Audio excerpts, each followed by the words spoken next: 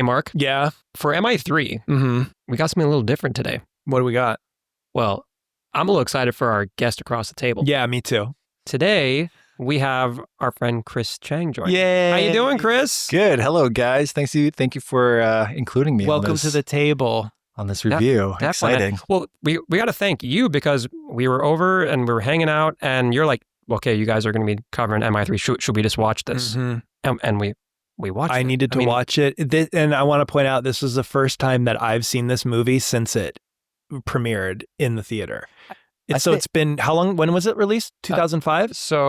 May 5th, 2006. Okay, so almost 2 decades ago since That's I've seen crazy. This. Yeah. I think I'm on the same page because Really? when we first started it, I was like, this looks familiar. And I remember like this, I haven't seen it since that night that we all saw together. So parts of the movie came back to me. I was like, I do remember this character and I do remember how, these events kind of played out. But in all, it was a great movie. I feel like, this is one that like for each of us, it seems like we've seen it once and that was like either theater or home, and then just a lot of time transpired and I don't know, even like renting it or streaming it, like that hasn't happened. You know what's weird though, is the moments that I recognized and that I was like, oh yeah, I remember this. It was only moments that were in the trailer. And I remember seeing the trailer, like in one of the first action scenes, Tom Cruise swings his gun around, like scanning for people. That was like the shot from the trailer. And I didn't remember anything from the movie, only the trailer for this. I remember telling you guys that when I saw it, like I saw it one time in the theater as well. And I was having the worst like sinus and like I couldn't breathe. That's like Chris right now. Yeah.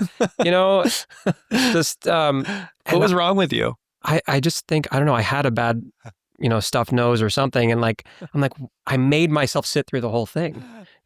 I did not enjoy the movie at all, but it had nothing to do with the movie. And I was, what made it even worse was I'm sitting in my seat and I'm looking around, I'm like, I have to be annoying everyone in this room. I'm sniffling and being really loud. You're bugging. Was it a big theater? Is it a packed theater? It was Century 16. Oh my God. And it was packed. Oh my God. So, May 5th, 2006 is when it was out. Starring Tom Cruise. As Mission Impossible. We have a director having their directorial debut, J.J. Abrams, which we'll get into that. A lot of mixed feelings. Yeah. What's the consensus on him nowadays? Why is that? Why do you...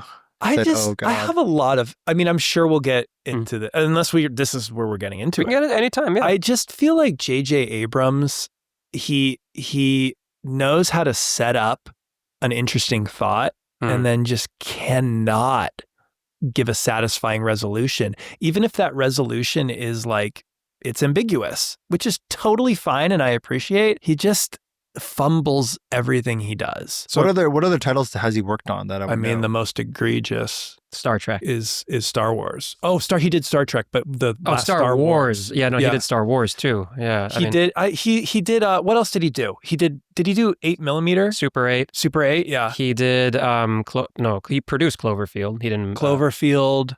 Big budget action stuff. Yeah, he loves the lens flare, like the flashing of light, the extreme color stuff. He's part of the reason that the orange blue color scheme became like such a trope in high budget films in the last 20 years. There's shows, Chris, that I'm sure like do you remember Lost? I mean, like that was a big thing of his. Alias. Alias. So this movie pretty much took Alias and made it into a movie. Like I see. Everything about this movie is Alias. And I liked that until I didn't. What do you mean? So in this movie, there's a lot of like the camera's really up close in your face. And you do that a few times, cool. Like it stands out, that's cool. If you do it the whole time, it just feels like you're just doing that over and over and over again. He also uses an awesome composer, this guy named Michael Giacchino. And for all the other movies he's done outside of J.J. Abrams work, I love it. Here, I feel like Abrams says, take your violin music and just do it all the time. All the time. Just like every... Right. You do the whole movie, Sarah was talking, it was like, oh, those violins. I mean, yeah. You hated that. Listeners, I was really annoying these guys because like I had commentary throughout the entire thing. It's true. And Mark, how many times did you say, save it for the podcast? It's true. It's true. And I got to the point where I was worried that you were thinking that I was like trying to tell you to shut up, which was not the case. No, I didn't. I always want to hear what you have to say, but also I wanted you to have something to say for this. and I think personally to wrap up the J.J. Abrams things for me, and maybe not wrap up, but just my thing is the Star Wars thing that happened is just, did he direct the Force Awakens? First one and the third one. It is the most offended I've ever been as an audience.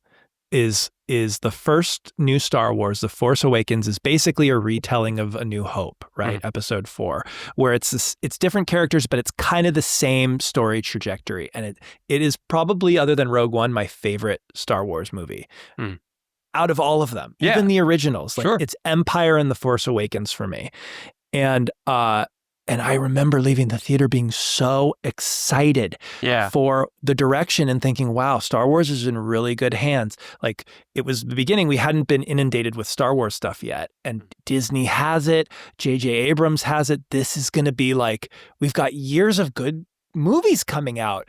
And then Rian Johnson's one came out. And I was like, whoa, it's so different. Unexpected take. And yeah, sure, problems with the movie, right? Like, didn't care for the casino world, whatever.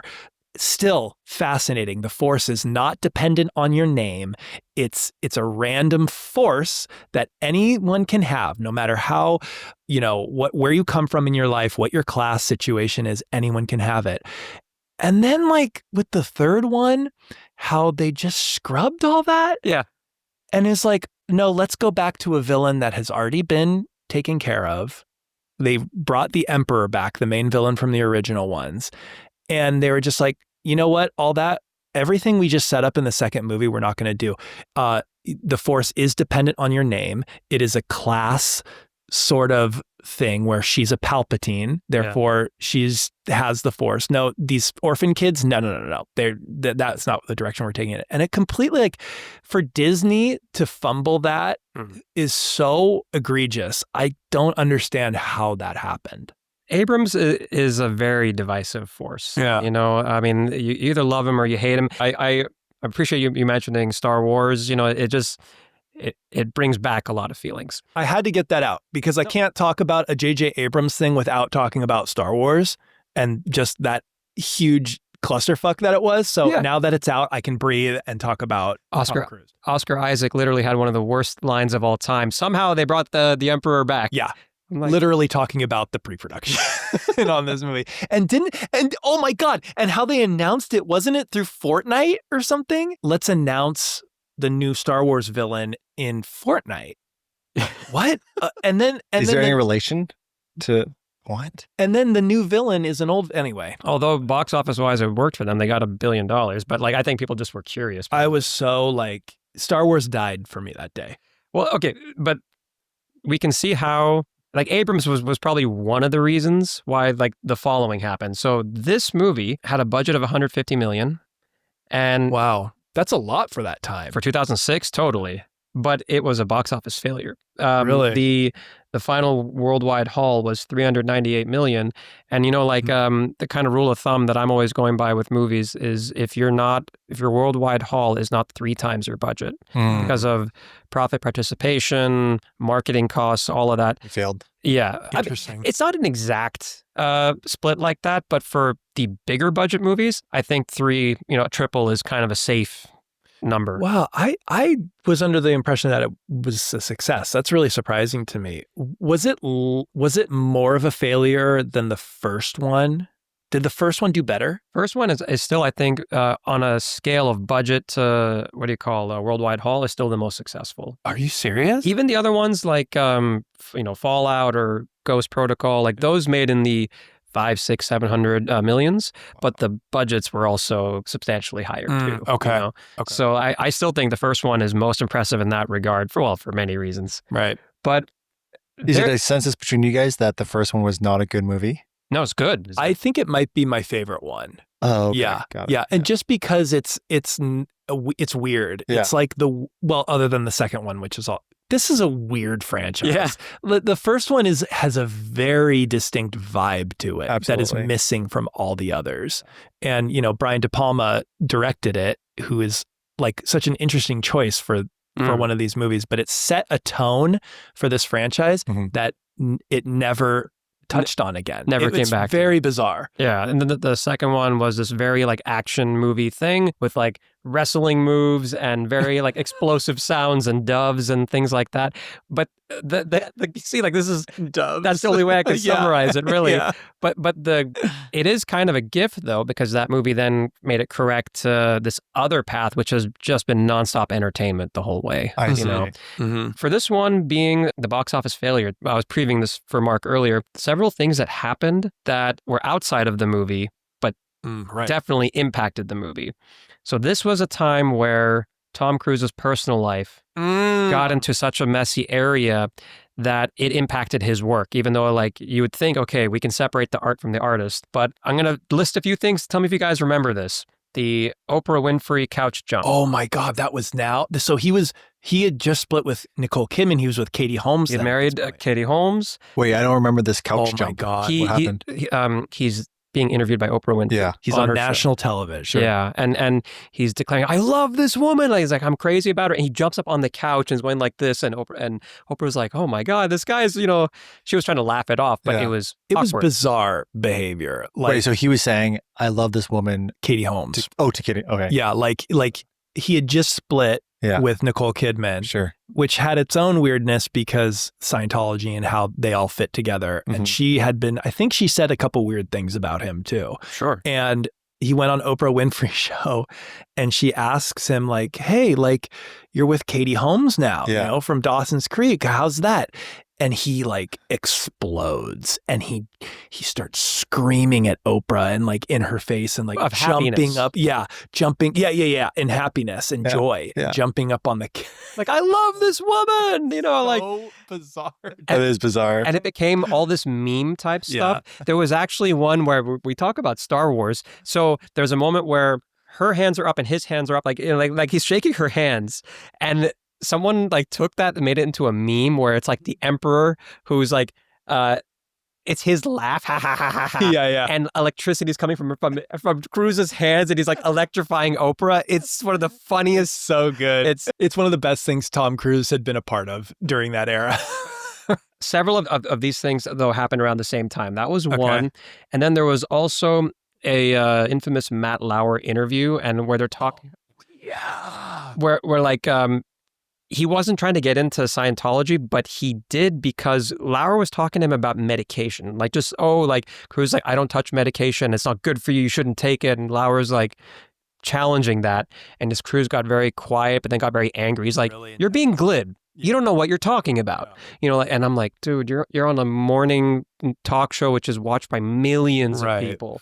It was the thing that stood. I actually like watching that interview. Sometimes like I'll go back and look for it because it's, how like magnanimous Tom Cruise is in interviews, and like despite all this guy's weirdness, you can't help but like be fascinated by the man because he's so intense and so excited. And that intensity in this interview is reflected negatively. And it's like, whoa. If you're on the wrong side of it. Yeah. It's kind of like, it's very threatening and scary. Like, this guy could kill me with his eyes if he wanted to. I would not want to be Matt Lauer. Well, I wouldn't want to be Matt Lauer for a lot of reasons. But I mean, this was a time where like these are a few examples of, I feel like you can tie it back to where he was seeing if he wanted to talk publicly about his faith, and of course it was not working on so many fronts as far as doing that. And then what even the studio started to do is they even pivoted the marketing to not be just him, be like the team, and like, talking about Billy Crudup, Laurence Fishburne, like all the rest of the cast. But there were two things that really made it stand out. I would say one is South Park had a parody episode called Trapped in the Closet, which mocked Cruise and Scientology, and it happened right around this movie. Oh, is it the same time? Yeah. There's a lot going on for him. I feel like if you like get into the crosshairs of the South Park creators, just be ready. They're going to go They're going to get you. Yeah. And they're hilarious. I know. I mean, like they're really, and they're so quick with like how they get stuff out. Yeah. Like they're really like kind of a marker for what is happening in the world. These guys, their writing is on a whole other level. Yeah, they're very insightful. But then, so this got so bad that it created problems with Cruise and the studio Paramount, and they've had a deal working together for years. Mm-hmm. So what happened, him and Sumner Redstone, who was still running Paramount at the time, they're just butting heads. And here's where a weird set of things happened. Unsurprisingly, Redstone fires Cruise. You know, he fires him, not from the movie, but he, I think it's not that he fired him, he terminated the exclusivity deal that he had with, Cruise, like that Cruise had with Paramount. But then here's where things change, starting with Ghost Protocol, with the fourth installment. Cruise created Tom Cruise Productions. He still retained ownership over the franchise, and he had even more creative control than he did in this movie. So I'm like, that kind of backfired. That kind of backfired, buddy. Wait, I didn't know that. Wait, so Tom Cruise got fired after this movie came out, when it was done. After they had finished making it. In the midst of South Park, Oprah, and all this weird stuff happening. Perfect shitstorm. He got fired from Paramount. Yeah. But he owned the rights to this franchise? He owned the rights to the franchise because when he first did it in 96, he owned it then as well. Smart. Like he brought it to the studio, and I assume that he had some deal in place where he retained ownership. Really smart. Yeah. You know what? This is really fascinating because this movie is the last Mission Impossible movie of this era. Because after this movie, the rest of they follow a very specific formula, and I cannot for the life of me remember what each one's name is, what happens in each one. I feel like they're one big movie to me. That's why is because they departed from their studio and all of a sudden they had more control over it. That makes a lot of sense. The weird thing is Paramount still, like Cruise with his Tom Cruise Productions, holding company, they still had Paramount be the distributor. So because they're all on Paramount also. Ever since this movie, it was very fragile, the relationship. It still kept forward, like they still released it for, Tom Cruise, but yeah, it was never the same. But a really wonderful thing came out of it too. Wow. The wonderful thing that came out was, you all remember in 2008, there was Tropic Thunder. Yeah. So Ben Stiller directs that. Tom Cruise does a character named Les Grossman. And, I remember in interviews, he jokes with like Conan, I'll do it. I told Stiller, I'll do it, but I want to have fat hands and I want to dance. He based that entire look on two people. Oh my God. Sumner Redstone and Harvey Weinstein with the Diet Cokes. Because he plays a studio head in that movie, right? Yeah. Oh my God. I want a movie just on that character.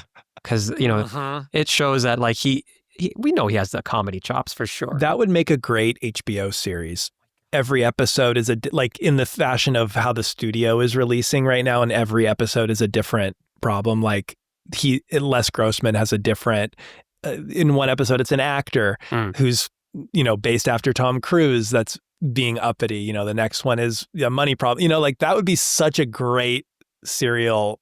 Totally. Yeah. I mean, and actually, what's his name? Christopher McQuarrie, who's he directs now the latter half of the Mission movies.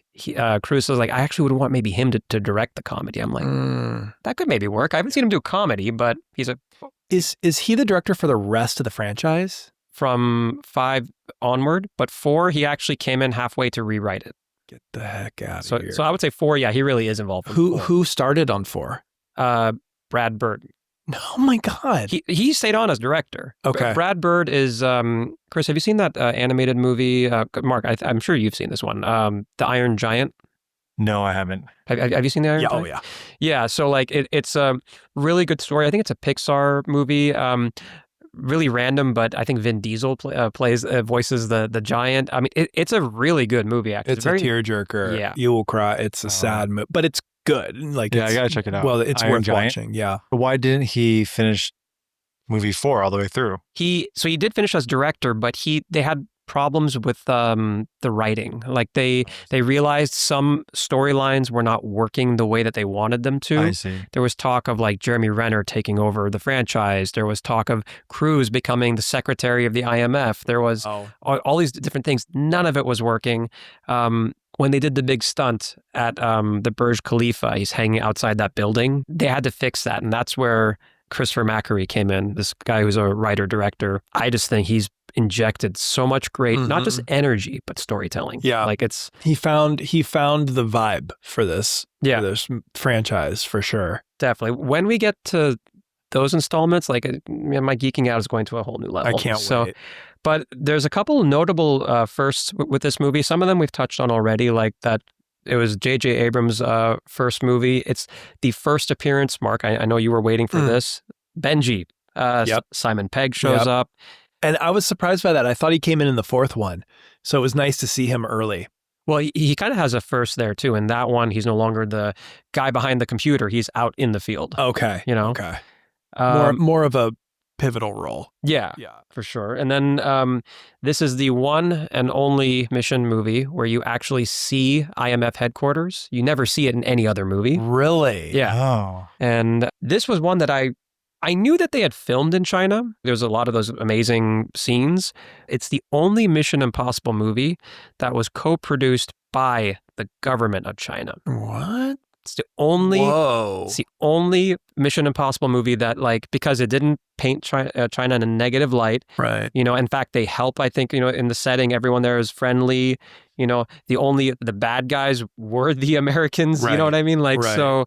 I remember that would have been right around the time that China was really trying to push to enter more entertainment stuff. Like in that decade, it was trying to, hey, we're not this mysterious like country. We're just normal people that like movies too, you know? A couple other firsts. It's the first time you see Ethan Hunt's character, his personal life, getting into all of that, like married and friends and, you know, what I did before or what I did after, you know. I have some thoughts. Okay. And it's kind of my main problem with this movie and why I don't like it. I don't really get why the choice was to focus on how romance and love play a role in Ethan's life. It feels to me, having watched it recently and reflecting on it the past week, really out of place. I think the concept of being a spy and how does that translate into finding love and leading a relatively normal life is interesting. I think that's a really interesting subject. But to base your whole movie on that, I think feels really kind of cheap. Everything in this movie is geared towards Ethan Hunt struggling to maintain a semblance of a normal life, right? Like, this is where I think we might start to disagree, is Philip Seymour Hoffman, one of the best actors ever, right? He's playing a villain, amazing. This is, in my opinion, the most two-dimensional villain, quite possibly of any franchise in the last 50 years. His only thing, his only goal, we don't know anything about him. He's a very mysterious figure, which could be cool. The only thing we know for certain is that he just wants to hurt Ethan Hunt and people. And how does he do it? He somehow magically knows that Ethan Hunt has a girlfriend or a wife and that he's going to hurt her.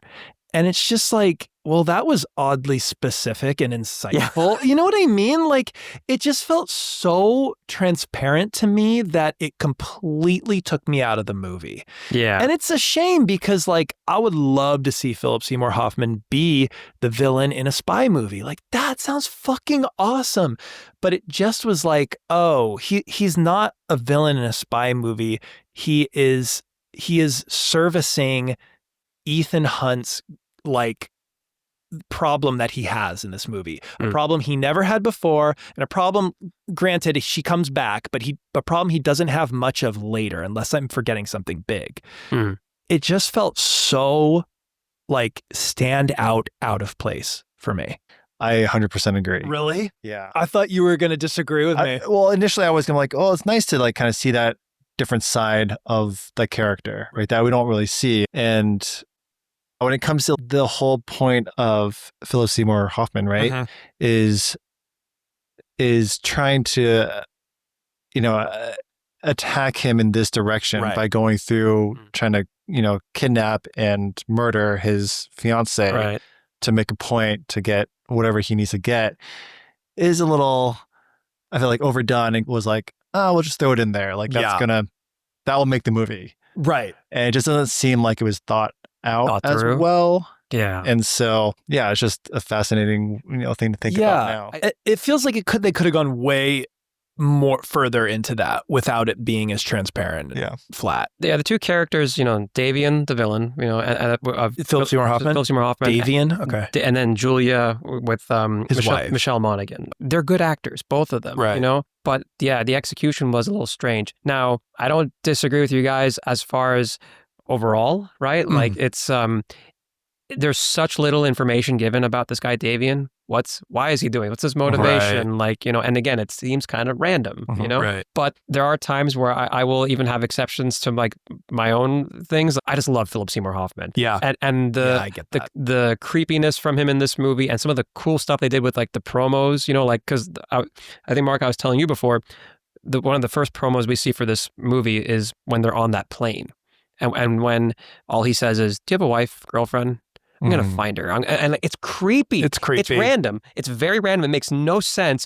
But if you're just like a fan of this actor's performances, it's amazing. I agree, because his performance is so unnerving and scary. Yeah. And that speaks to how good he is. He is. But I would even argue, Saurabh, that it's not random at all. It's way too specific. Oh, way too specific. Okay. You know what I mean? Because it's just like the only reason your character exists, the only reason, it has nothing to do with whatever MacGuffin you're trying to steal. The only reason your character exists is so Ethan Hunt can feel threatened from his woman. Yeah. And the only reason this woman exists is so Ethan Hunt can feel threatened.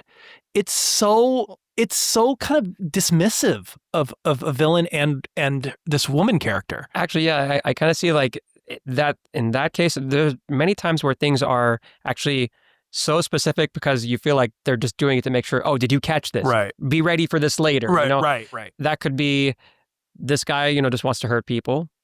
Julia is the love of his life. So like when they have their scene of where he's like, I need you to trust me. Right. And it goes on for like 5 minutes. Oh my God, I forgot about on that. On the rooftop at the hospital. It goes on for... Dude, that scene started and one of them says exactly that, I need you to trust me. And then we got distracted, the three of us, and we started talking about something else for literally 5 minutes. And we turned back and she goes, I need you to trust me. It's like, they've been saying the same shit for 5 minutes. So like the execution on this for sure. And there's one also that like, I used to think this one was cool, but even now I think it kind of fits what we're talking about too. The lip reading. Like at the party, Ethan sees it, Julia and the girls talking. Oh, Lake Wanaka, like he right. It's kind of manipulative, honestly. Oh yeah, it's creepy. Yeah, a little creepy for sure. You were just also mentioning MacGuffin. So a thing about Abrams, Chris, that like has been a frustration of mine is that MacGuffin being like the driving force of a story, and like this is the quest or the ultimate mission, and it might ultimately be not important. Yeah, it's basically like we need to get this briefcase. The briefcase is the thing we need to get. The story is not about the briefcase. It's about the characters trying to get the briefcase, but it just gives them something to do. Yeah, I mean, this was a time where actually, using a MacGuffin or a mystery box, I actually I think of it like Pulp Fiction, the mystery box. Yeah, exactly. That's what I was thinking too. I often like that, absolutely. But I think sometimes they can be used too much. Here, actually, I wasn't annoyed by it. When they're like, okay, we're getting the rabbit's foot, and we're never told what the hell the rabbit's foot is. I liked that too. I thought that was really well done, yeah. Or they go to China, and besides all the ridiculous stuff of getting onto that building and then to get into it, I love how they're like, you've seen him do a mission before where he breaks in and gets the shit. You're like, we're just going to assume he did it. Yes, right. And you know what?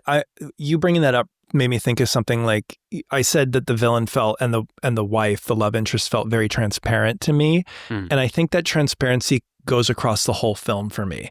When they're trying to break into the place, even when they go to China, I just feel like it's just generic City A and generic Building 25. You know, in the next one, the Burj Khalifa, there's like the place in Langley in the first one, the caves in the second one. All these places feel like they're a character. Like this is a well thought out thing. They're trying to break in. Like I understand how dangerous and secure these places are. Yeah. This one, it just felt like it's in a case in that building. Yeah, like it didn't feel.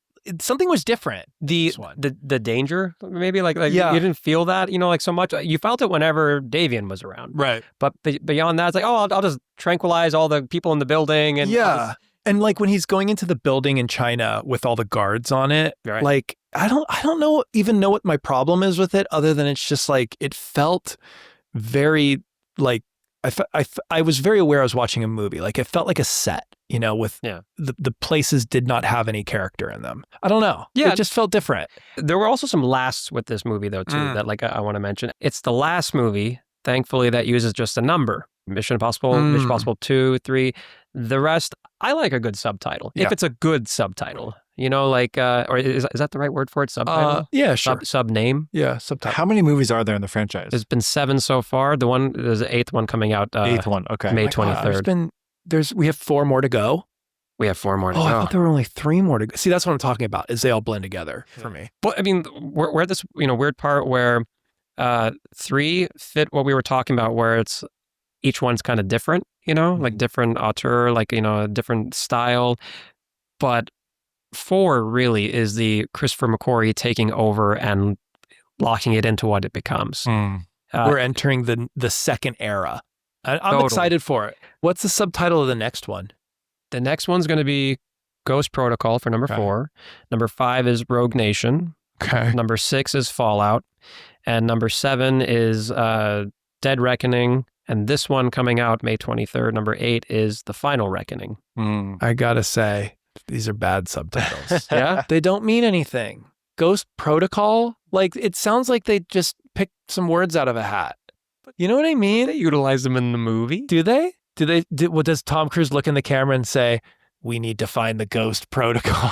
In the 4th one, the secretary, who's played by Tom Wilkinson, he's like, the president has initiated Ghost Protocol. Oh, you know, okay. so it's a little better. That's a little better. Yeah, I'm excited to hear you guys' take on this next series. The next 4, like me too. I'm excited because I haven't, like, unlike you guys, I haven't followed the Mission Impossible franchise. Yeah. This was just kind of like one and done kind of thing. So I'm not that big of a fan. But it's an interesting perspective to kind of hear your guys' take from like 1, 2, 3 being very different, and then now these subsequent ones being, like you had mentioned, it's more of a whole story in itself, but shot out in separate movies. Totally. So I got to be honest with you, Chris. Like I wasn't like really big into the first one. Definitely I liked, but I wasn't obsessed with the franchise until this latter half of the series came out, because Mark, you've heard me say it so many times, like I'm a big fan of this director who took over the latter half. I think him and Cruise work well together. I think it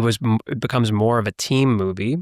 And then all the components of making a movie from this second half are just so fun and stand out. The music, the fights, visual effects are like, they blend so well together. You don't really notice them like in a standoutish kind of way, and they're just fun. Yeah. You know something about that is really interesting, because I remember watching Mission Impossible 1. It was either in the theater, it must have been in the theaters, but I remember at that time, it was so complex I didn't understand what was going on, so therefore I didn't enjoy it.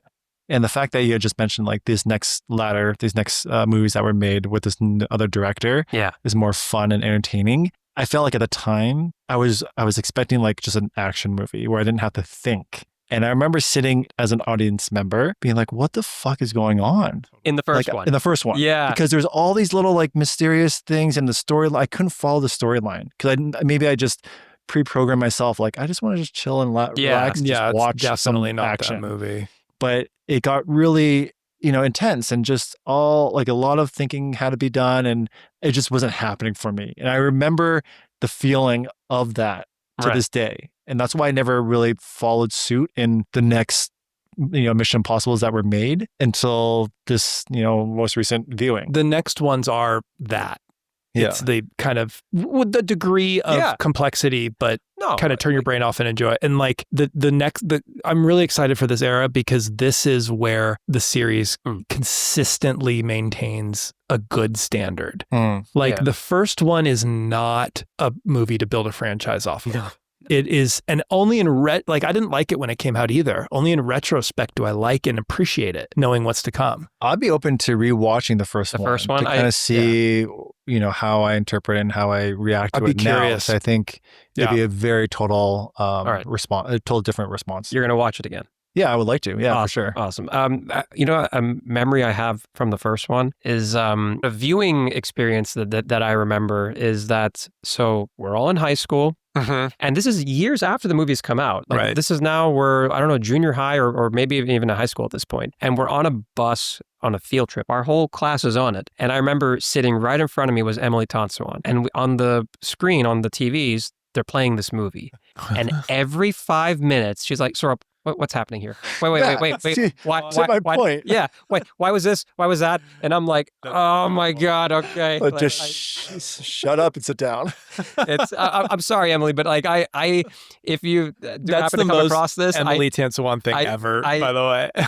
But that memory stood out for me for sure. That's hilarious. That's a great memory. Let's see here. I have, so I mentioned Michael Giacchino. Again, I like his score. You know, again, I just think it was because this director loves that violin, but he's good in a lot of other stuff. Giacchino, as much as I was annoyed with the music in this movie, he does the next one too. He does. Ghost Protocol. And it's very different. And Brad Bird, I think, plays a big influence there. Interesting. He knows how to have fun with the beats, vary it up. By the way, this is a preview of the next one, Ghost Protocol. Mark, I remember you were saying these movies were having a bad rap of taking themselves too seriously. Ghost Protocol is the first serious injection of comedy, I think. Like, there's a little bit here with Benji, and like some stuff, like Laurence Fishburne has some jokes, whatever, or some really like over-the-top cheesy lines, which I think are on purpose to be funny. Right. Like, I will bleed to make sure the stars and the stripes stay red. Right, yeah. But Giacchino, he's good here, and he's a good composer overall. I just feel like he was a little constrained in this movie. Okay. I'm excited to hear what... Do you think the next one... Is there a difference between 4 and then the rest of the franchise because they had the Brad Bird thing happening? Like, or is the tone consistent for the remainder of the franchise? I think like the tone is consistent. You notice a change starting with 4. Okay. And then for the most part, it keeps up. I say for the most part because my problem with the latter half is it's the endings that can be a little tricky. Okay. Like most of the movies are great, but 5 actually, I think is very balanced all the way through. Okay. Which is Rogue Nation. Okay. Fallout it's still my favorite, but I will admit to anyone if they say that helicopter chase and fight at the end goes on too long. Right. Way too long. Right. But yeah. I felt like this movie was long. Yeah. Like it did it because when we were sitting watching it, and I remember these like side conversations we would get distracted in having. Yeah. And the movie was like the same, that scene, like the rooftop at the hospital was still going. And so I felt like that in itself just extended that movie time. How long was this movie? So this movie was 2 hours? Exactly 2 hours. It should have been 20 minutes shorter. Like I remember at one point we paused it so someone could pee. Yeah. And I remember seeing it and being like, we have 40 minutes left? Like, that's insane. Like I remember, because we've talked about other movies, it's interesting. The actual time of a movie, it could be even longer, but if you're engaged the whole time, like, I'll just say this for myself. Oppenheimer, I was with it all the way through. And it was a long movie, 3 hours. But like, Mark, you and I talked about Companion. Good movie, had some parts that dragged, but overall the runtime is only 90 minutes. Right. So like, it's amazing that a short movie can still have pockets that feel like it drags. Yeah, that's a good point. Like, and this one dragged. This one dragged. 2 hours should be like a healthy clip. Yeah. Yeah, I noticed I lost interest. Yes. Throughout the movie because the scenes were way extended. Which is so beating a dead horse. Yeah, I mean even the first scene, the opening scene. The opening scene. How does it open? It opens with Philip Seymour. Yeah, Hoffman. Yeah. Doing what? Has the gun to Julia's head and like Cruise. God. And he's like, and Tom is like, I'll tell you, I'll give you whatever I want. Yeah, I'll give it to you. And he's like counting to 10. He gives him 10 seconds. Yeah. before he pulls the trigger. Right. But every second, he's like, no, that's not what you want to do. I'll tell you. Yeah. It's like, what the heck? I was like, just make it to 3 and then we get the point. Like, he will tell you where the rabbit's foot is. Just don't kill it just yet. Yeah. Well, and was it Chris or? I was like, what the? Does it have to be 10 seconds? And every second, like, whoa, I'm going to give you to the count of 100. Like, what? And Mark, I think was it you who was saying, like, why are we starting with this? Yes. Like, I think actually I like that way of telling the story. I kind of liked it too, like, because then it brings it back. Here's what I was saying is the movie opens with like the all hope is lost moment where Tom Cruise is captured, his wife is captured, and she has a gun to her head from Philip Seymour Hoffman. Yeah. And he's giving him 100 seconds. He's giving him 5 minutes to tell him where the rabbit's foot is. And it's very tense, and they open the movie with that. And my thought was, like, what does that serve? Why do we need to do that? But then when that scene happens, we don't see it fully. We see bits of it, but it cuts to what Benji's doing. It cuts to what Ving Rhames is doing. It cuts to all these other people. Yeah. And we already have seen that scene, so we know. And I thought that changed my mind. I then thought that was actually a genius move to see that scene, to know what is happening, and we don't even have to look at it. Yeah. That I get it now. But like, because you had seen it once only before, you thought that maybe it was going to repeat the scene. I thought we were going to have to watch that shit again. You know what I mean? I was like, oh my God, like, how many times can you watch a man count to 100, you know? I just have a list here of the action set pieces, right? So we have the Berlin factory mission, entertaining and fun. Is that the, like, one of the opening, like, action sequence where they're shooting guns and shit? Rescuing Keri Russell. Okay. Yes. Okay. Like that scene was fun. Yeah. You know, the Vatican heist, I thought was very cool and interesting. Mm-hmm. You have like some even throwbacks to MI1, him rappelling down to the ground. Right. One of my favorite things is from that Vatican heist scene. It's again shows the talent of Philip Seymour Hoffman. You get to see Hoffman playing Cruise playing Hoffman. Yes, that was good. It was amazing. That was a good scene. He just, his physicality, everything changes. You know what I mean? Because, you know, one of the main parts of this franchise is the masks. Yes. And so in the scene, if you haven't seen the movie, it's Tom Cruise wearing a Philip Seymour Hoffman mask. So it's Philip Seymour Hoffman, the actor, playing Tom Cruise's character, who's acting as the villain, Philip Seymour Hoffman. Right. Such a good scene. Probably the best scene in the movie. I agree with that. It was very entertaining and very well done. Yeah. He himself is a great actor. It gives you the creeps. Yeah, like he embodies like the role so freaking well. And I'm excited to watch Magnolia. Because in that, we get the opposite, where Tom Cruise plays this really lecherous, creepy guy. Oh, and really? Philip Seymour Hoffman is this very mild, timid nurse. Oh, interesting. And we get to see them interact in that way. And it's like, you really appreciate how these men can act. There's only insane. It was just like a 7-year difference between when, I think 99 was Magnolia. Yep. And then 2006 is this movie, you know, so like. That's wild. But you know, from this movie also, and from the Vatican heist, I'm reminded that I really appreciate Ving Rhames in this movie too. He brought a lot of levity. You know, I mean, definitely he brings a lot of, like, you know, the drama too. But there are some scenes where he's trying to be like, you're in a relationship, it doesn't work for guys like us, you know. And then Philip Seymour Hoffman, you know, Cruise is wearing the Philip Seymour Hoffman mask at that point. He just stops Luther, grabs, just like, Jules and I got married 3 days ago. It's like, oh, congratulations. Right. There's a part also where the Keri Russell character has died. They find the micro dot. They're trying to figure out how to watch that footage. And Ving Rhames is like, why are you like talking about, you know, I get it, you cared about her and this is really great, but like, hey man, was something going on between you and your student? And Cruise would be like, Luther, she was like a sister to me. And then in the most uncomfortable, weird line ever following, he's like, and you didn't sleep with your little sister, right? Oh my God. And Cruise just looks at him like, I mean, he provides these really funny, weird moments in one-liners. there. Yeah. And yes, this movie still took itself too seriously, but whatever moments there were, he owned them. Yeah, totally. I remember towards the end, I completely agree with you about your Ving Rhames take. And at the end, there's a scene where they are successful. Yeah. And I think Julia and Tom Cruise are leaving. And in the background, Ving Rhames is like going like this. He has his arms outstretched. He has a big smile on his face. Very out of character and random. Yeah. And like, to me, it felt like Oscar Isaac in Star Wars, where it was the actor kind of knowing the ridiculousness of what they're participating in and just kind of having fun with it. But I wanted to ask you guys, because I can't remember, but does this movie have one of the telltale signs of a Mission Impossible movie, and one of my favorite parts of a Mission Impossible movie, which is failing technology? Failing technology. Where they introduce a really high-tech piece of technology that's going to help them with their mission, and somehow it fails.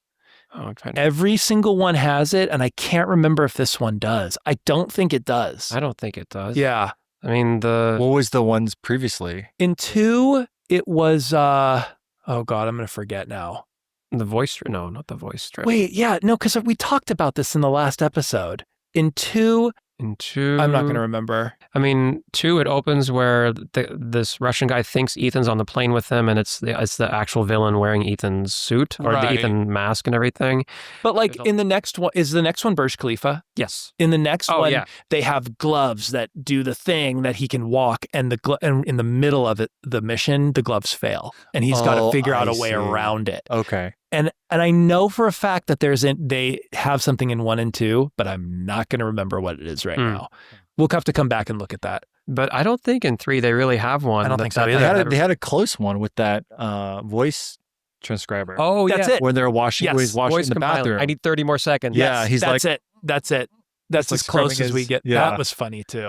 Great scene, right? That was an amazing scene, because that was like, like really intense. They're like, oh shit. Like the security guard's going to find out that that's not really him. And that's Philip Seymour Hoffman again. Yeah, he did an amazing job, because you can feel that intensity of like, oh shit. Mm-hmm.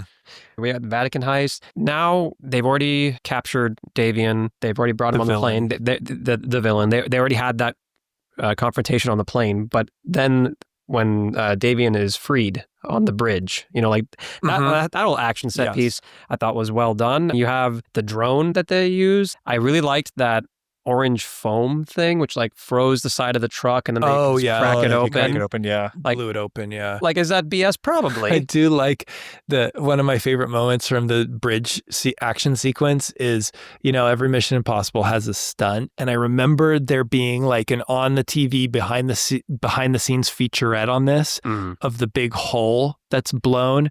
Yeah. And they make such a big deal out of this fucking hole that's blown out of the bridge. The cars are swarmed, so he cannot get over the cars. He has to jump over the hole in the bridge. And he runs up to it. He stops, looks over it, low shot up of him of how steep this hole is. And he looks down and he gauges it, and he runs and he jumps and he barely made it. It's like... Yeah. Throws the gun first over.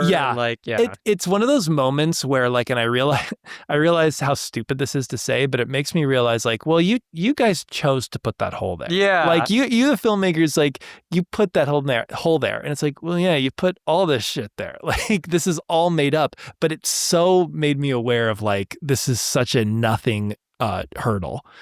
Wait, so remind me, Tom Cruise does his own stunts. Right.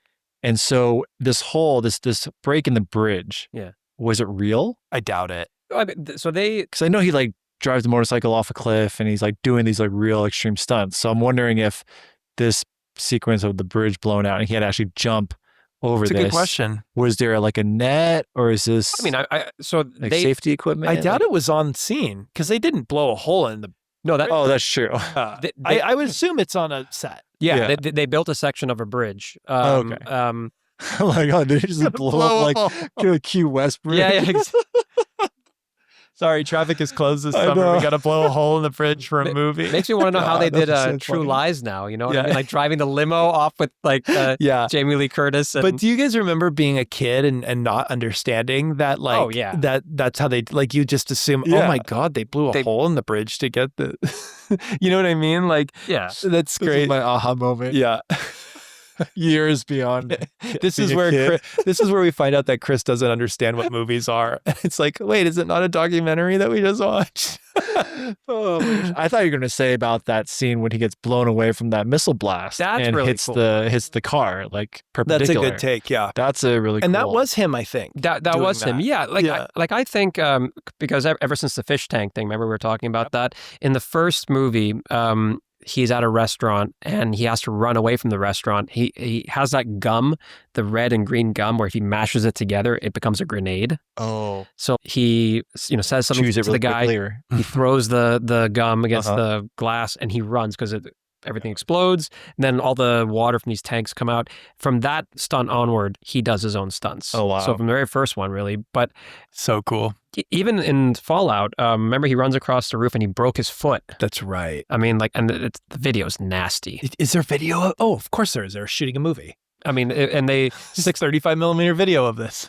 6 months they had to stop filming. I'm surprised it's that little amount of time. Yeah. To break your foot. I mean, you would know better than anyone. To break your foot while running, that would be. Well, this is the insanity of Tom Cruise. Like, yeah. He'll PT the hell out of it. And, But I do like that scene off the bridge sequence when Philip Seymour Hoffman gets rescued by his. Like the goons? The goons. Yeah. And just the helicopter scene when he gets up there and he's just like eyeing Tom Cruise. He's like, I'm going to go get your wife. Yeah. Like, you're fucked. Dangerous. I'm going to let loose now. Yeah.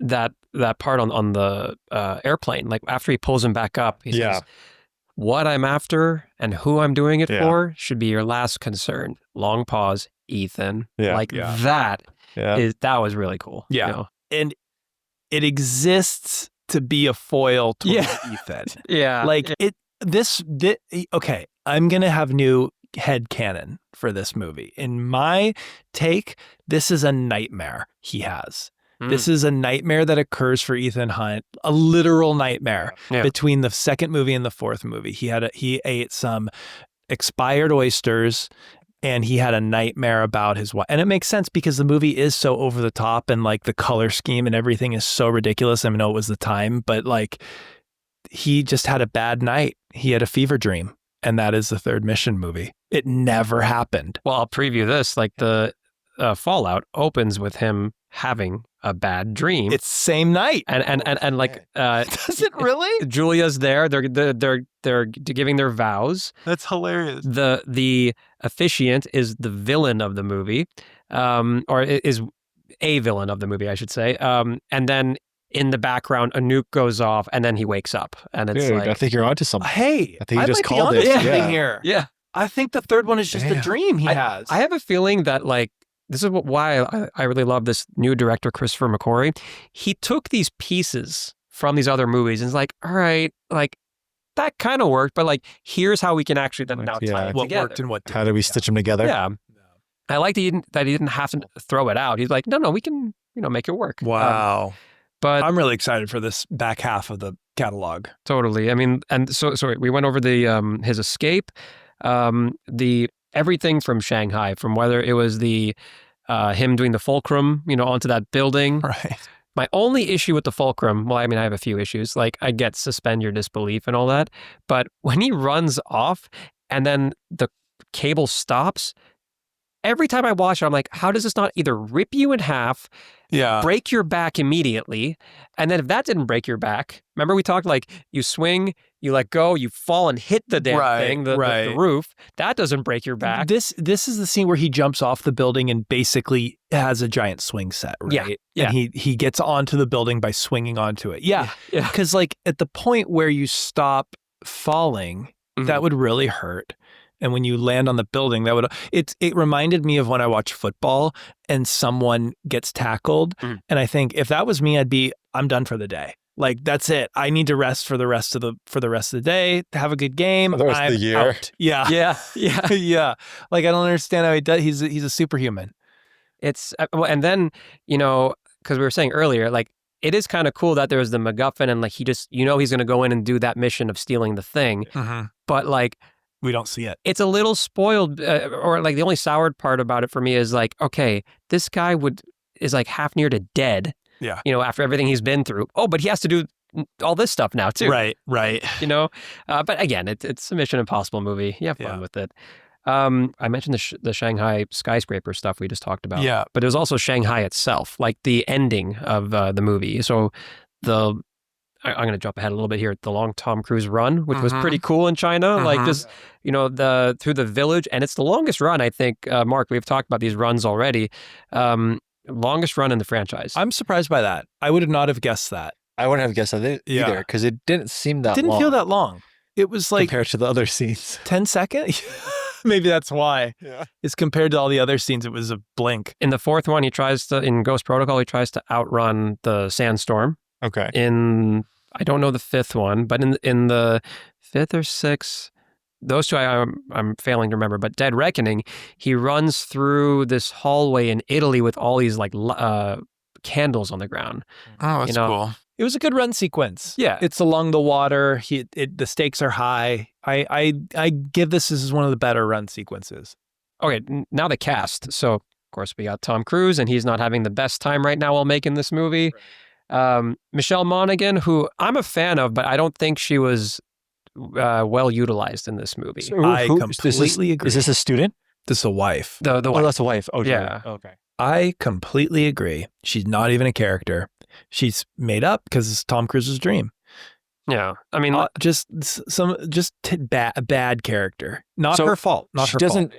Her only cameo for the next movies is this next one. She appears in one of the later ones. She appears the helicopter scene in 6. Oh, so she does come back. She does come back in 6. I don't think she appears in 5 and 7. She doesn't appear in, but she does appear in 6. I remember. Yeah, one of those in the camps. 4. Where she's a doctor. She does appear in the next one too at the very end. Okay. Yeah. But I remember seeing these later and being very confused because I remember seeing her later in the franchise, and there's another woman who I don't know if she joins the cast or is already in it that looks almost identical to her to me. And I remember being like, well, is that his old wife? Who's she? She looks exactly the same. The Ilsa Faust character, played by Rebecca Ferguson. I think so. She's also in Silo. I think so. Yeah, and then there's another. Well, okay, so there's a thing here with the cast that I want to say. This movie starts to turn a corner for the franchise, which I really appreciate.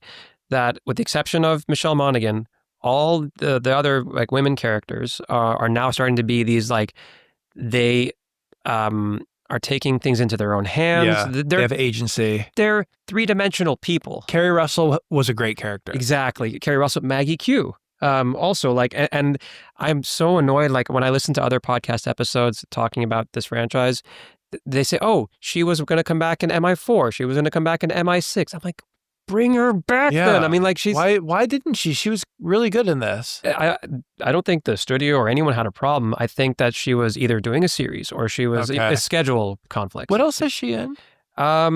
When they did a series version of La Femme Nikita, when there were a few J.J. Abrams like shows and stuff that she was a part of.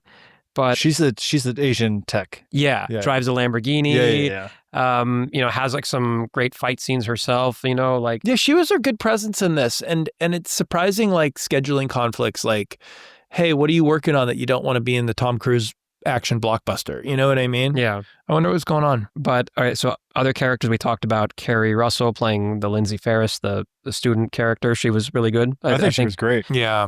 That had very much an Alias feel to it because they would even show flashbacks of where they're practicing. Like they have like the sticks and they're fighting. That's Alias, Totally. That's JJ because it's the same thing with Lost. That was a Jennifer Garner character right there. 100%. Billy Crudup. I thought he was good. He was a fun addition and a good twist with him. Laurence Fishburne is just always fun to have in a movie. Does he come back for the next ones? No, that's the only one. That's too bad. Yeah. He's great. Benji Dunn, his first movie with Simon Pegg playing the tech. Luther Stickle, Ving Rhames. I mean, really great. Yeah. But then there's a funny one. And we did talk about this a little bit. Chris, you ever watched Breaking Bad? Not yet, but I've heard. Do you know where I'm going with this, Mark? No. Jesse Pinkman shows up. Aaron Paul for all of like half a second, like at the... Which character? He plays, Aaron Paul plays Jesse, one of the main characters in Breaking Bad. Okay. And he shows up as her brother, Julia's brother. Yeah. For like half a second at a party and like... Oh, the apartment. Yeah, that apartment. Yeah. He answers the phone. When he's driving to go save her. I gave your British friend, the information. What British friend? Yeah. Right. But... So that was a fun addition. When did Breaking Bad start? Did this cross over? It was just before. Like so this movie just before Breaking Bad? No way. 2008 was when it debuted. That's crazy. We've talked about the Rabbit's Foot being an interesting MacGuffin. Yeah, we don't know what it is. But there's something that like a day or two after we watched it, like I thought that this is kind of cool. If I'm pretty sure this was not intentional at all, but I hope Christopher McQuarrie does something like this. Do you remember when Simon Pegg is saying, oh, I don't know what the rabbit's foot is, but I had this professor and he would say that eventually technology will be the cause that eviscerates the world. Do you remember Dead Reckoning at all? Dead Reckoning is an AI that they're basically dealing with. And I hope just for a little bit of extra fun in there, they're like, okay, this was the predecessor to that. In that movie, it's called The Entity. And like, I will nerd out so much if that actually turns out to be the case. You know, they created an AI and they called it Dead Reckoning.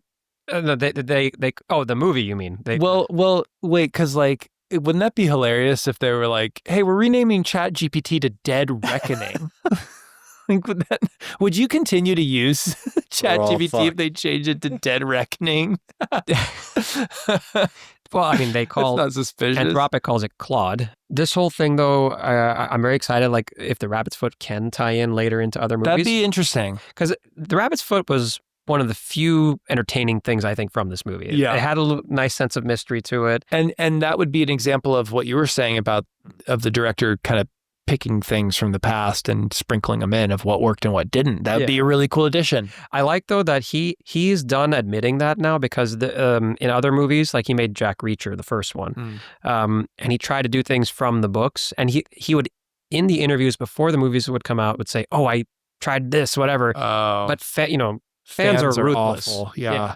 So he's like, I'm done doing lip service for fans. So what I've noticed he does now is he still does those things. He just never talks about it. Smart. And if someone asks it, like, oh, this is, that or whatever, he denies it. Yeah. Wow. He totally denies it. In, again, I'm going into other chapters here, but in Dead Reckoning, or is it Dead Reckoning? The one where we meet the White Widow character. I think that's Dead. No, it's Fallout. That's Fallout.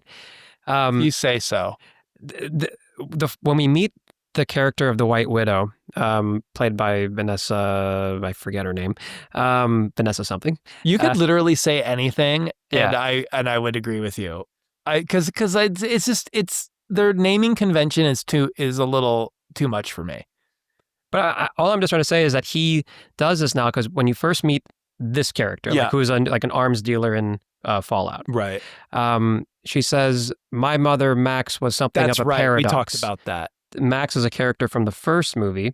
You definitely need to watch this first one again. It holds up. So it gets better with time.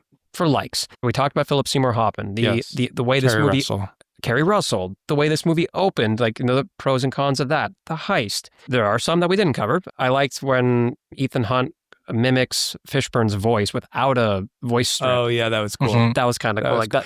I like that in these movies when they show off their spy skills without like going like, see, like, look what we did, like, without calling attention. It's like, oh yeah, he can do it because he's a spy. He can shout to get the fuck out of the way in Mandarin because he's a spy. Yeah.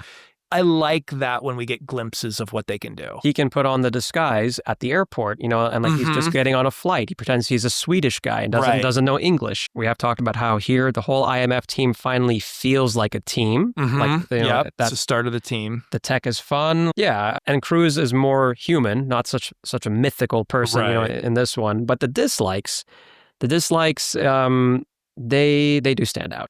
Okay. One of the things I did not like with this movie, and I did not like with the second one as well, is the light the fuse sequence. Oh, right. Those have to be cool. Like everyone. So Chris, you know how when the movie starts, there's a like light the fuse type of sequence where there's all the people's names that are mentioned. Opening titles. Oh, I see. In the first movie and a lot of the other movies, they will do rapid cuts of everything in the rest of the movie, but it's so fast you can't understand what's really happening. Everything to come you see in the first 30 seconds. Yeah. And this one, it doesn't have anything. It's just a fuse, just some names coming at you with big text, and that's it, know. But starting with the others, they do more. So I'm glad that this is the last one that's like that. Do you have any more dislikes on there? Dislikes, So Julia doesn't get much to do. The trust me scene goes on way too long. Like laughable, like so bad it's good. Yeah.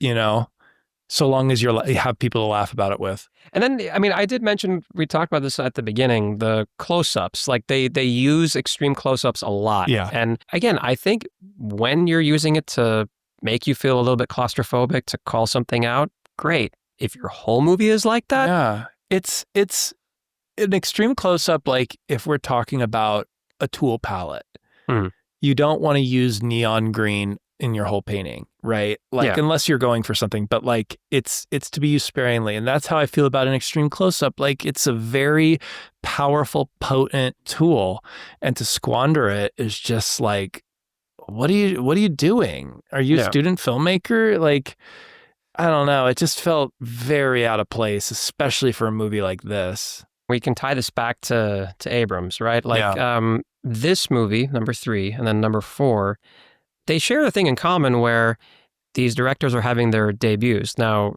Brad Bird, he made an animated film, but his live action debut was this movie. But it's just such a night and day difference. Yeah, you know? It really is. Saying it's your first film is not an excuse when you can see how it can go 2 different ways entirely. Yep.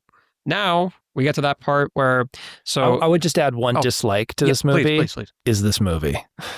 This movie is a big dislike for me. Where is it at the bottom of the franchise I think list? this is we'll wait and see. I do not anticipate one of the back half movies being worse than this.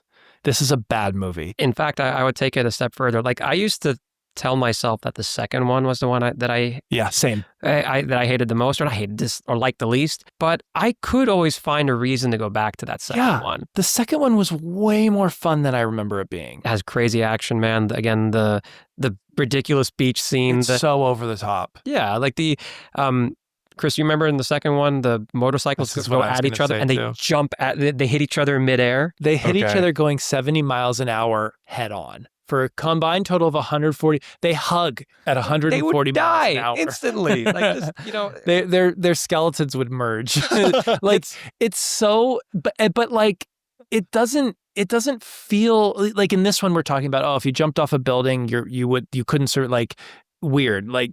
We expect a degree of realism. In the second one, I didn't feel that way. No one expects the realism because everything there, everyone is very clear that this is a John Woo action movie. Yeah. He does these type of things. He loves explosions and acrobatics and, you know, the doves and the What year did 2 come out?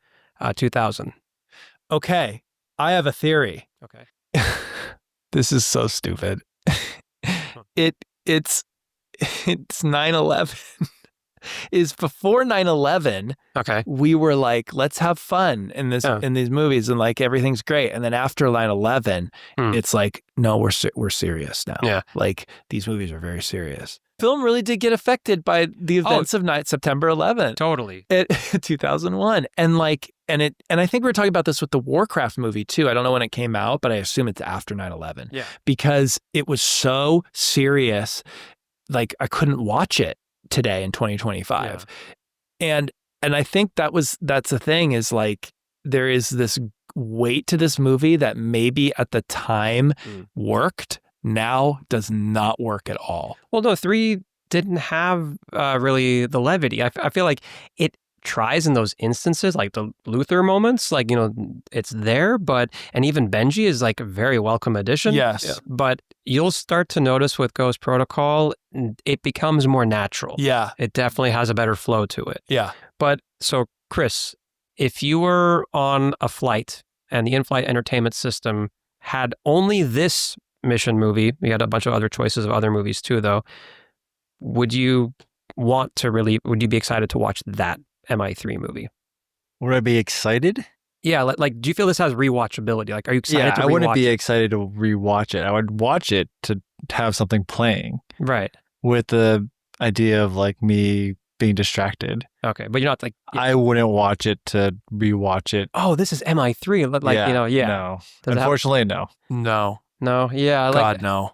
For me, like, it would be just for... maybe certain scenes. Yes, correct. Exactly. I was just going to follow up with that. Just for certain scenes, I would watch it. And even then, like I can think of a million other scenes in other movies I would want to watch over the scenes in this one. You know what I mean? Right. Like this movie really does not have much going on. I think the other options would win me over, like whatever's playing in their menu, like stuff. Yeah.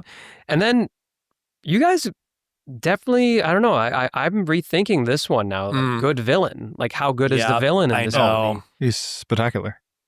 The actor is the actor. I don't. Oh, what do you mean by that? Like how he, just the villain in the movie, right? Yeah, I think what makes a Mission movie memorable, besides the rewatchability and all that, is like, is the villain really good overall? And with this one, I was only ever thinking about Philip Seymour Hoffman. I was not thinking like, okay, why is he doing this stuff? But you guys started to make me question that, and I'm thinking like, we have a good point. Well, it could be more. I mean, it could be more developed. Right. Yeah. But that adds like, mystery, because there is so much we don't know about this villain. Yeah. The actor who plays a villain, amazing. Yeah. Does a really good job. But to your guys' point, it's like, well, I don't really know too much about him. Like, where does he fit in other than just being the villain and trying to get this rabbit's foot via Ethan Hawke? There's a lot of a lot of untold areas that they could expand on if they wanted to, but then at the same time, it is mysterious. It's like, he's not really developed much in the movie. Would we see this villain later on in the next movie? I don't know if that's the case. It might not be. And if that's not the case, I guess it's okay. But what you say, Mark, too, and that's actually why I held on to this character for so long. Like the mystery, I was thinking, okay, this is the part of J.J. Abrams with like mystery, use of mystery that I like. But then also you bring it, Mark, to our attention that, all right, but you're doing two things though here. Sometimes you want to be mysterious. Sometimes you want to be very specific. Right. It just feels disjointed. Yeah. I don't know. Like I think I feel really like let down. Like, and I feel I just wonder what Philip Seymour Hoffman thought reading the script of like, oh, cool, I'm going to be a villain in a spy movie. Yeah. This is all I have. Like my whole motivation is to get this guy's girlfriend. Like I think, and kind of honestly, it makes me a little worried for the rest of the franchise, because I'm starting to wonder, does this franchise have any good villains in it? Because so far, Jon Voight, so lame. Right. The second guy, whatever. Dougray Scott, yeah. The second Dougray Scott was the best villain by far. So far, yeah. And he wasn't a very good villain. Yeah. And then this, like, Philip Seymour Hoffman, the best actor that has appeared in the franchise so far, but like didn't have good material to work with. The actor who plays, oh God, I'm forgetting his name. But in 5, the villain, he leads this group called the Syndicate. Okay. And again, both the actor's name and the character name is escaping me, but I think he... is that old white guy? Is it the guy they trap in the box at the end? Yes. Yeah, I know who you're talking about. Is he good? Yeah. Okay. I feel like there's some mystery, there's some motivation, and it's definitely one of the better villains. Okay. So, and then the Cruise sprint, the running. Well, what did you think about the villain? Oh, so again, originally I would think he's the best in the franchise. Yeah. But I take that back now, because like, and watching it again also helped. It's like Philip Seymour Hoffman's carrying that role. Right. Like as you said, if I have the script, and it's like, oh, okay, well, like, yeah, I'll just have some fun with it, but I have no guidance here. I have no story, no nothing. So I don't know. Like, I still think the performance, I liked it, but I think the next ones will be better. Okay. The Cruise sprint, though. It was good. I think still my favorite in the franchise. There are some other good ones, too, like running in the sandstorm's kind of cool, and the running with the candles and Dead Reckoning is also pretty cool, but I think this one's the win. This was a good one, yeah. And they kind of stumbled upon it. Like, it felt less intentional, and that it wouldn't become like a fixture of the series. Yeah. But it was really good in this one. First of all, I appreciate you guys that we got through. This is the... I'm so glad we're through this movie. And I'm also glad that I didn't know how much I hated it.